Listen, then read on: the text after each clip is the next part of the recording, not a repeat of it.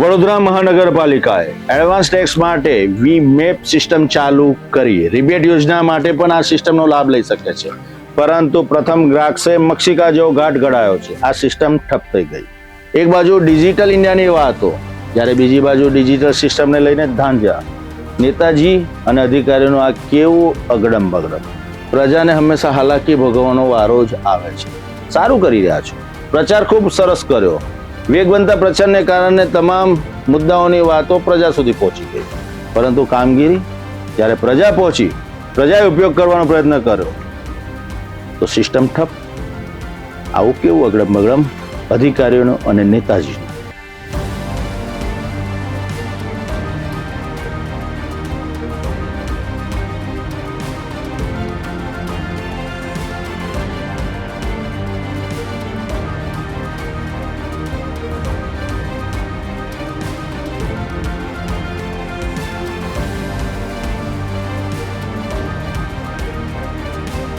વડોદરા મહાનગરપાલિકાની નવી property tax વસૂલાત માટેની વી મેપ સિસ્ટમ લોન્ચ થતાં જ ફિયાસ્કો સાબિત થઈ છે. વોર્ડ નંબર 14 સહિત અનેક કચેરીઓમાં આજે બીજા દિવસે પણ સર્વર ડાઉન રહેતા એડવાન્સ ટેક્સ ભરવા આવેલા નાગરિકોને કલાકો સુધી રાહ જોવી પડી હતી. કેટલાક નાગરિકો ઓનલાઈન પેમેન્ટ કરવાનો પ્રયાસ કરે છે, પરંતુ સતત એરર મેસેજ આવતા પરિસ્થિતિ વધુ ગંભીર બની હતી.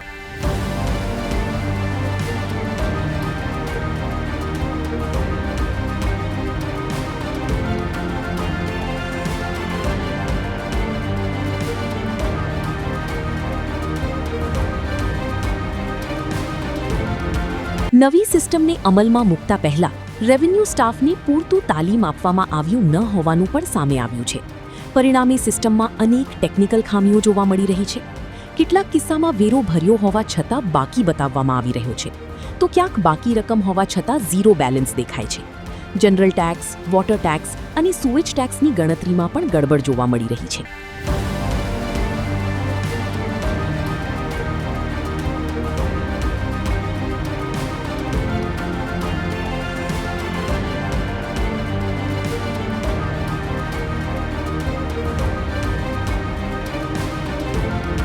એડવાન્સ ટેક્સ પર 10% રિબેટની ગણતરીમાં પણ ભૂલો સામે આવી છે.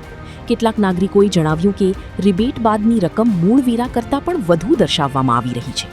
બીજી તરફ પાવતી ન મળવી અને ઓનલાઈન પેમેન્ટ ફેલ થવાના કારણે વોર્ડ ઓફિસોમાં નાગરિકો અને સ્ટાફ વચ્ચે તણાવના દ્રશ્યો પણ સર્જાયા હતા.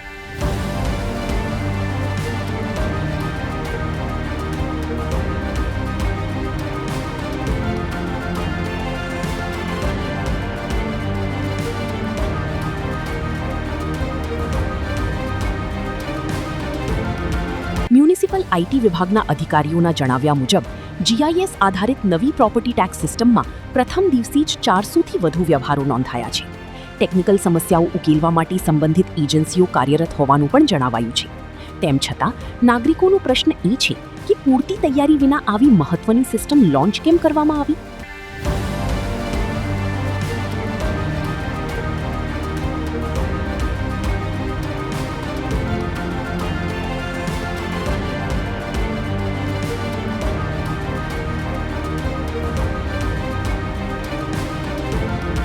વડોદરા મહાનગરપાલિકાએ એડવાન્સ ટેક્સની વસૂલી માટે વી મેપ સિસ્ટમની શરૂઆત કરી. એ જ રીતના રિબેટ યોજનાનો અમલ માટે પણ આ સિસ્ટમનો અમલ કરવામાં આવી રહ્યો છે. પ્રથમ ગ્રાહકે મક્ષિકા. પ્રથમ દિવસે જ આ સિસ્ટમ ઠપ થઈ ગઈ. ધાંધ્યા સામે આવ્યા. એક બાજુ ડિજિટલ ઇન્ડિયાની વાતો છે, ત્યારે બીજી બાજુ ડિજિટલ સિસ્ટમ ઠપ હાલતમાં જોવા મળી રહી છે, જેને લઈને સ્થાનિક પ્રજામાં રોષ જોવા મળ્યો હતો.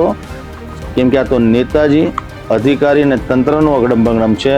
તમામ લોકોએ ચર્ચા ચાલુ કરી કે પહેલા તમે ઠીક થાઓ, પછી સિસ્ટમ ઠીક કરો, પછી ડિજિટલ ઇન્ડિયાની અને ડિજિટલ સિસ્ટમની વાતો કરો.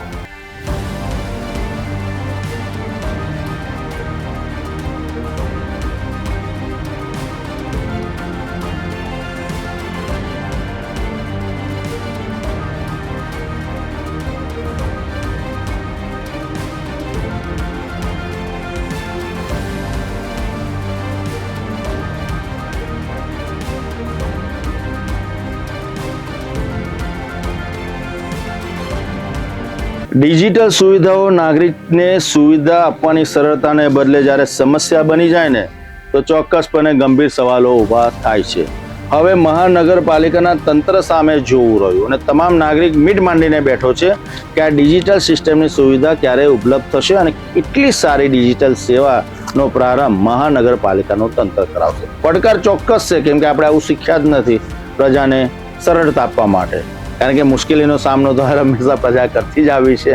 તમે પણ સારી રીતના સમજો છો જે હું કહેવા માંગુ છું, પરંતુ દર વખતે જે ચાલતું હતું એમાંથી થોડાક બહાર આવશો ને તો પ્રજાને થોડી મોટી રાહત મળશે, કેમ કે છેલ્લે તો તમારું અને નેતાજીનું જ અગ્રભૂમિ છે.